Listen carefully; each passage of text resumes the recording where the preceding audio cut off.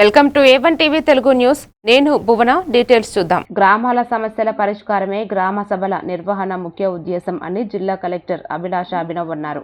నిర్మల్ గ్రామీణ మండలం వెంగపేట గ్రామ పంచాయతీ భవన ఆవరణంలో నిర్వహించిన గ్రామ సభల్లో పాల్గొన్నారు. ఈ సందర్భంగా కలెక్టర్ మాట్లాడుతూ రాష్ట్ర ప్రభుత్వం ప్రజల ఉన్నతికి ఎన్నో అభివృద్ధి సంక్షేమ పథకాలు ప్రవేశపెట్టిందని అన్నారు.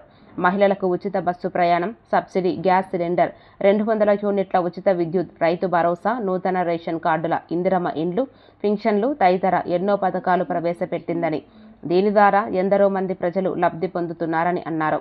ప్రజాపాలన ప్రగతి ప్రణాళిక కార్యక్రమంలో భాగంగా చేపట్టిన పనులన్నీ జిల్లాలో విజయవంతంగా కొనసాగుతున్నాయని పేర్కొన్నారు.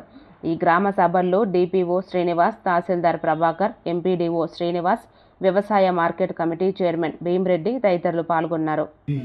రావడం జరిగింది. అదేవిధంగా ఈ సిలిండర్ సంబంధించి 488 మంది లబ్ధిదారులు ఈ మరి సిలిండర్స్ అనేవి మరి సబ్సిడీ రేటుకు మరి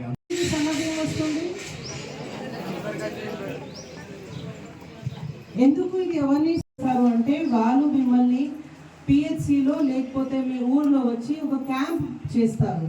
ఆ క్యాంప్లో హెల్త్ క్యాంప్ చేసి మీ అందరిది ప్రాపర్గా టెస్ట్ తయారు చేసి ఆన్లైన్గా మీ టెస్ట్ రిజల్ట్స్ అవన్నీ కూడా ఉంచి మీకు క్లియర్ చేయండి.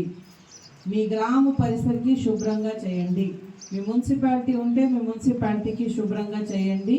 మీ బడి, మీ గుడి ప్రకారం అన్ని చోట ఈ గ్రామ పంచాయతీ కూడా ఆయన ఉంటుంది అనుకుంటా, అన్ని చోట మంచిగా క్లెన్లీనెస్ డ్రైవ్ పెట్టి